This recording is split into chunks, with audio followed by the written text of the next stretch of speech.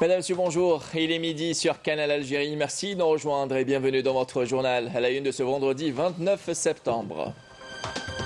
Deuxième jour du Salon international du tourisme et des voyages CITEV dans sa 22e édition. Un rendez-vous économique important qui constitue une occasion pour démontrer une fois de plus les potentialités de la destination Algérie, profitant de la présence étrangère pour exporter et promouvoir les atouts du pays. Et l'investissement algérien dans la ZECLAF a été au cœur des discussions au forum du haut niveau pour promouvoir la foire commerciale interafricaine 2023. Vous allez dire à Alger, un forum auquel a pris part plusieurs chefs d'entreprise et hauts responsables. Les détails dans ce journal-là. Et puis sport à l'affiche de Ligue 1 prévue pour aujourd'hui et demain sera marquée par l'affiche entre l'ASO Schleff et le CS Constantine et l'USS Souf et le 1C Magra qui seront à la recherche de leur premier point de la saison.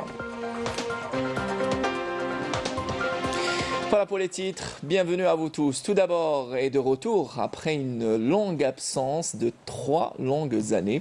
Le CITEV ou le Salon international du tourisme et des voyages dans sa 22e édition a été inauguré hier à Alger du côté du Palais des Expositions où 300 participants nationaux et étrangers prennent part à cette importante manifestation touristique et économique qui se veut un rendez-vous de plus pour démontrer les atouts et potentialités de la destination Algérie, nous dit Saïda Mayouf dans cette couverture.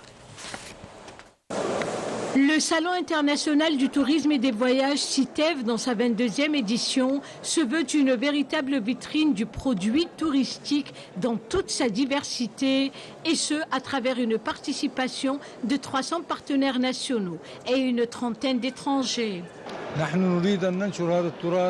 On veut à travers cette participation promouvoir notre patrimoine et le mettre en exergue au monde entier car la culture représente une lutte en soi pour notre liberté. Algérie, la porte de l'Afrique, ce n'est plus un slogan, c'est une réalité.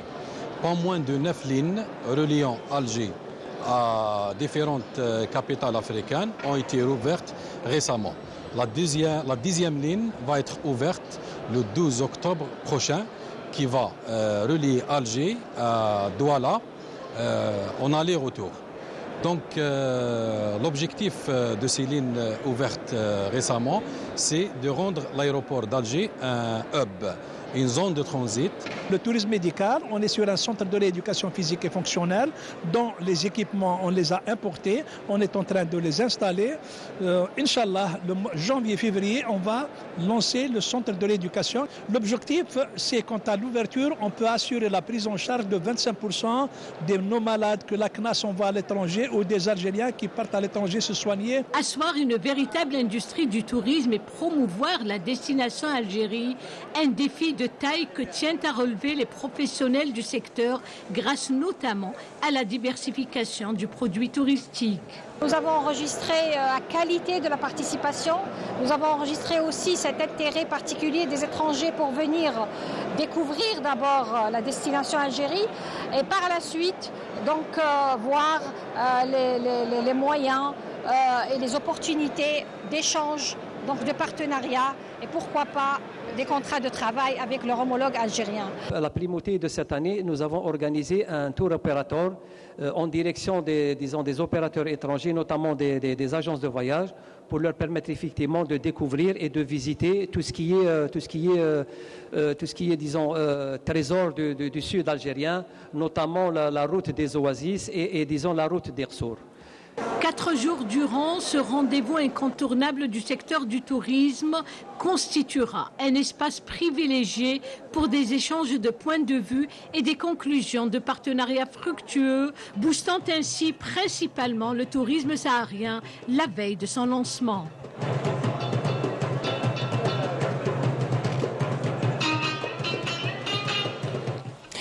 Et elle le disait dans son reportage, une 22e édition qui intervient à la veille du lancement de la saison du tourisme saharien. Et beaucoup d'opérateurs s'intéressent davantage et œuvrent à développer ce secteur. Et Saïda Mayouf est en direct depuis le CITEV avec son invité et qui a beaucoup de choses à nous dire à ce propos. Saïda, bonjour. Bonjour, bonjour Mounir. Effectivement, donc à partir du CITEV, donc dans sa deuxième journée, ce que je peux vous assurer, c'est que dès notre arrivée, il y a une forte affluence de la part des visiteurs et c'est toute une ambiance festive qui règne ici et les partenaires étrangers nationaux sont en train de nouer des partenariats fructueux. Alors, comme vous l'avez si bien souligné, Mounir, le CITEV intervient à la veille donc du lancement du tourisme saharien et pour cela, rappelons que beaucoup de dispositions ont été prises afin de booster justement la destination Sahara. Pour en parler, j'ai avec moi Monsieur Kassem Cherifi, président de l'Office du tourisme à Janet. Donc, Monsieur Kassem, bonjour. Bonjour. Donc beaucoup a été fait justement pour booster la destination du désert. Concrètement, qu'est-ce qui se fait à Janet? Bon, Janet, on a de plus, c'est comme les vols qui fait direct Paris à Janet. On a aussi les visas régularisation qui fait les gens, ils prennent directement les visas à l'aéroport de Janet. Ça, c'est une bonne chose pour nous. On remercie beaucoup le ministère, Premier ministère et le ministère du Tourisme de cette geste-là. Parce que, on a des années, on n'a pas de contact, on n'a pas de travail avec les gens, surtout le tourisme aérien, à l'étranger. Et maintenant, ça marche bien et les gens, ils sont déjà retournés dans cette milieu-là, surtout les jeunes. Et on a reçu beaucoup de ces choses-là pour on prend la culture de Janet et tout ce qu'il y a à Janet. Surtout, on a les environs de... Très bien. Quels sont justement les circuits que vous proposez? Bon, les circuits les gens ils demandent beaucoup, c'est la Tadrart rouge, les Tassili sur les plateaux, la Sefar. Et un autre circuit, c'est la côté d'Adma. C'est là où il y a un Sindi jusqu'à Ehret. Ça, c'est les sites qui sont demandés beaucoup, soit les tourismes d'Alger ou bien les tourismes qui viennent des autres pays-là. Vous avez également Ehrer? Ehrer, oui, Ehrer, ça marche maintenant à Ehrer parce que Ehrer, c'est un oasis, là où il y a de l'eau, on plein de déserts, on trouve l'eau, on trouve la nature. Ça, c'est quelque chose qui est incroyable. On a de la chance, le Dieu l'a donné à nous, c'est tout ça. Et l'Algérie aussi, parce qu'on a un grand culture en Algérie, surtout le plateau de Tassili. Ça, c'est pour nous, tout le monde, les Algériens. On demande l'État, il fait l'autre chose. Et merci beaucoup. Très bien, merci beaucoup, Monsieur Cherifi. Et ben voilà, c'est le tourisme, c'est la promotion de la destination désert, de la destination Algérie que nous voulons à travers ce CITEV. Merci beaucoup Saïd Mayouf. Je rappelle que vous étiez en direct avec nous depuis le Palais des Expositions des Pins Maritimes à Alger où se tient le CITEV. Et le CITEV, un événement, une manifestation qui draine également bon nombre d'opérateurs étrangers activant dans le domaine du tourisme. Notre équipe a rencontré certains d'entre eux. Ces derniers semblent émerveillés par la destination Algérie et son fort potentiel touristique. C'est un sujet de Hicham Sadoudi, commentaire Esmine Saoudi. C'est au niveau de l'hôtel El Jazair que notre équipe a fait la rencontre de ce journaliste italien venu spécialement pour participer à la 22e édition du Salon international du tourisme et des voyages. Sono qui proprio grazie all'invito del Ministero. Je tiens à remercier le ministère du Tourisme et de l'Artisanat algérien pour son invitation à l'occasion du CITEV. Ce salon représente une opportunité pour la promotion du tourisme en Algérie et de mettre en lumière les potentialités touristiques de ce beau pays. Les acteurs de l'industrie du tourisme sont eux aussi au rendez-vous. Objectif, explorer les potentialités d'investissement dans le domaine touristique. Je représente l'ATES, l'Association pour un tourisme équitable et solidaire. Donc ça, c'est un concept qui répond à une manière alternative au tourisme de masse. Donc on est sur d'autres projets, mais on est aussi une association de voyagistes, puisqu'on envoie des gens dans 60 pays et 250 destinations, mais aucune en Algérie encore pour l'instant. Donc on est là pour corriger un peu ce problème. À Lyon, j'ai une agence de voyage et mes clients principaux sont asiatiques. J'en ai chinois, vietnamiennes et cambodgiens. À Lyon, le plus le plus asiatique à Lyon, c'est une communauté vietnamienne. Et donc, j'ai les missions de vietnamienne parce que j'ai notre agence à côté de moi. Elle a dit, elle va venir. Voilà. Et je vais l'emmener tout ce que je vais découvrir à mes compatriotes asiatiques à Lyon. L'Algérie est considérée comme l'un des rares pays au monde à posséder d'immenses potentialités touristiques, alliant des paysages variés, une histoire riche et des traditions séculaires, des atouts qui la mettent sur la voie pour devenir une destination passionnante pour les voyageurs du monde entier.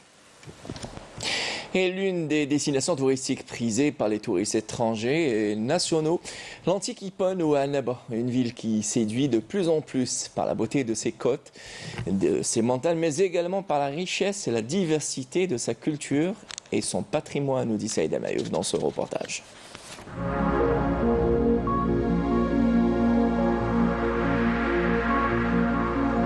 Wilaya côtière de l'extrémité nord-est de l'Algérie, Annaba est située à 600 km de la capitale Alger.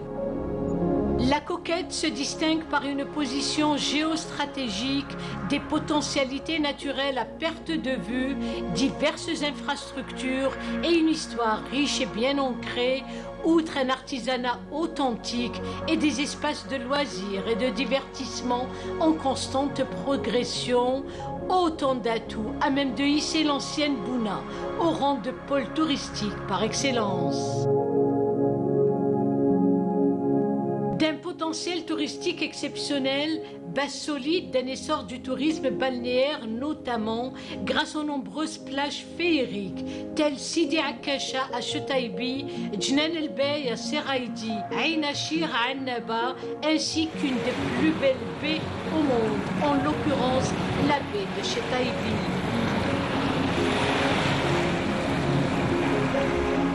Sans conteste, Annaba recèle une diversification exceptionnelle du produit touristique susceptible de devenir une source importante de revenus hors hydrocarbures. Nichée sur les rives scintillantes de la Méditerranée, Annaba la séduisante est plus qu'une simple ville, c'est une mosaïque d'histoires anciennes, de superbes plages immaculées, bordées par des eaux scintillantes, ainsi que des vestiges fascinants qui attirent les voyageurs en quête de découvertes uniques et d'émerveillement.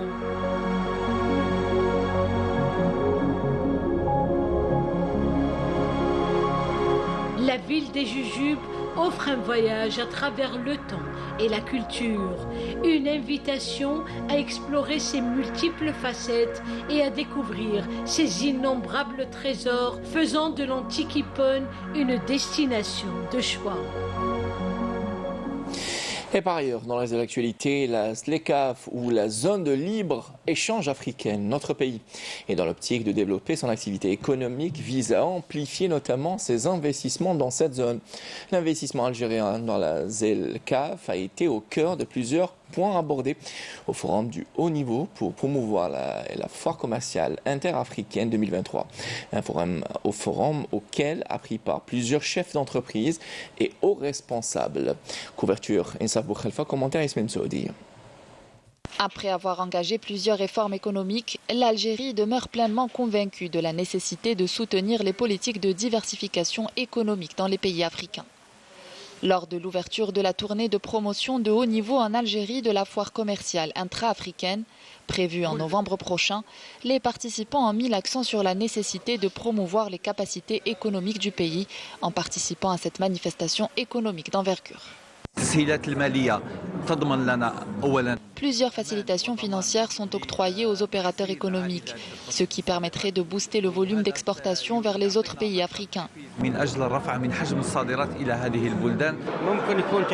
L'Algérie possède un fort potentiel qui lui permet de contribuer au développement des relations commerciales avec les autres pays du continent.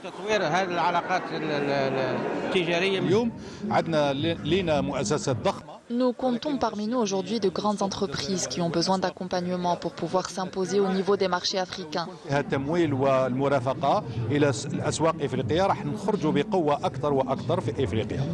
La mise en œuvre de la ZLECA favorisera la réalisation d'autres objectifs liés à la création d'un environnement commercial stable, permettant aux investisseurs de prendre des engagements à long terme.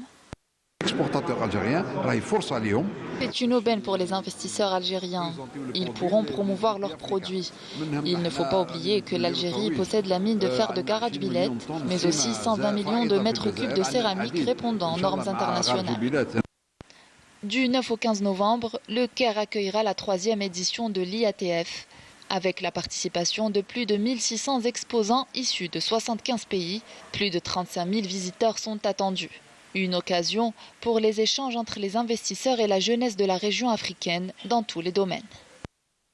Et dans l'actualité internationale, les tensions aux frontières entre les colons sionistes et les Gazaouis se poursuivent. Des manifestations souvent marquées par des affrontements, ce qui a malheureusement entraîné des pertes humaines et blessés du côté palestinien. Les Palestiniens appellent à l'unité nationale pour faire face à ces ignobles crimes. Wissam Abouzaïd dans cette correspondance et le commentaire est signé Malika Bellal. Les incursions des colons sionistes dans la mosquée d'Al-Aqsa se poursuivent, causant ainsi une violation des droits de l'homme. Face à cet énième affront, les Palestiniens appellent à l'unité nationale afin d'affronter le colonisateur. Nous sommes face à une guerre ouverte contre l'occupant israélien. Cette guerre ouverte nécessite une unité nationale solide. Depuis quelques jours, l'occupant israélien impose un blocus sur la Cisjordanie et la bande de Gaza, causant ainsi la fermeture des passages. Un blocus qui a engendré la dégradation de la situation des Palestiniens. 17 milliards de dollars de pertes ont été enregistrés jusqu'à présent. La pauvreté a atteint un taux de 65%, 76% pour le chômage et 74% de la population vivent grâce à des aides extérieures. Les tensions à la frontière entre les colons sionistes et les Gazaouis sont montées d'un cran au cours des 2 dernières semaines avec des manifestations quotidiennes organisées par de jeunes Palestiniens le long de la barrière frontalière. Des manifestations qui ont entraîné de violentes émeutes et le décès de plusieurs Palestiniens. Comme vous le voyez chaque jour, des manifestations sont organisées dans la bande de Gaza. Nous continuons de perdre des vies, surtout des jeunes. Ces manifestations sont un message adressé à la communauté internationale pour faire pression sur l'entité sioniste, afin de mettre un terme à ces crimes et violations répétées et pour assurer une protection internationale au peuple palestinien. Face aux violations répétées des forces de l'entité sioniste concernant les droits et libertés des habitants d'Al-Quds occupés et leur incursion quotidienne dans les lieux saints de la ville, le peuple palestinien continue sa lutte quotidienne contre l'agression et les tentatives provocatrices de l'occupation sioniste. Et retour chez nous, un mot pour terminer cette édition avec le football et la 3e journée de Ligue 1 prévue pour aujourd'hui et demain, qui sera marquée par l'affiche entre l'ASO Schleff et le CS Constantine, alors que le promu, l'US Souf et le 1C Magra seront à la recherche de leur premier point de la saison. Les précisions avec Saïd Fallak. Pour cette 3e journée de Ligue 1, 3 rencontres sont programmées vendredi. La JS Kabylie, tenue en échec à Tizi Ouzou lors du précédent match par le Parado AC, effectuera un déplacement périlleux à l'est du pays pour défier l'USM Khenchla qui reste sur une victoire convaincante à domicile face à l'ES Sétif 1-0 acquise lors de la première journée.